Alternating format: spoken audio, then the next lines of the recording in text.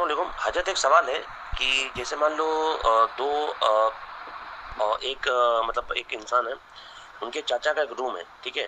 तो वो रूम भाड़े पे है, मतलब रेंट पर है। अभी उनके चाचा को ना, उस लड़के के चाचा को ना पैसे की जरूरत है, ठीक है।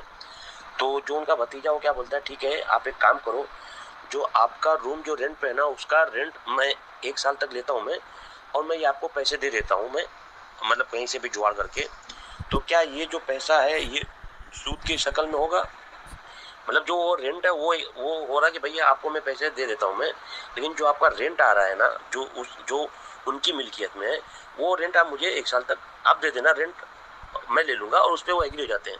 तो क्या ये शक्ल सूद की है, या ये भाड़े या रेंट में या किराए में ही आएगा, जो कि जायज है?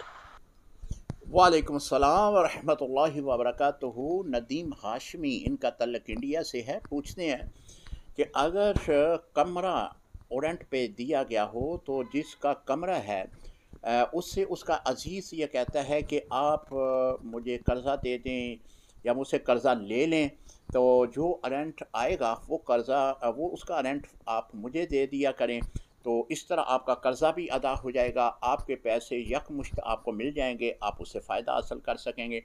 तो आपने पूछा क्या इसमें सूद तो नहीं है? जी मोहतरम, सूद तो इसमें नहीं है।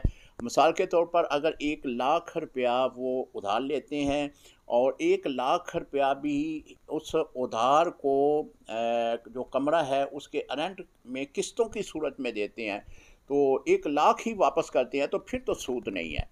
अगर 1 लाख के ऊपर 10,500 भी इजाफी देंगे तो वो सूद होगा। लेकिन जो सूरत आप बयान कर रहे हैं इसमें अगर वो रकम जो उसने उधार लेनी है उसको ही वापस करेगा, शरन कोई मज़ायका नहीं है। अगर उस रकम के ऊपर कुछ भी रकम, हाँ वो 1 रुपया ही क्यों ना हो, अजाफी देगा, तो वो सूद होगा। अस्सलाम वालेकुम रहमतुल्लाहि व बरकातहू।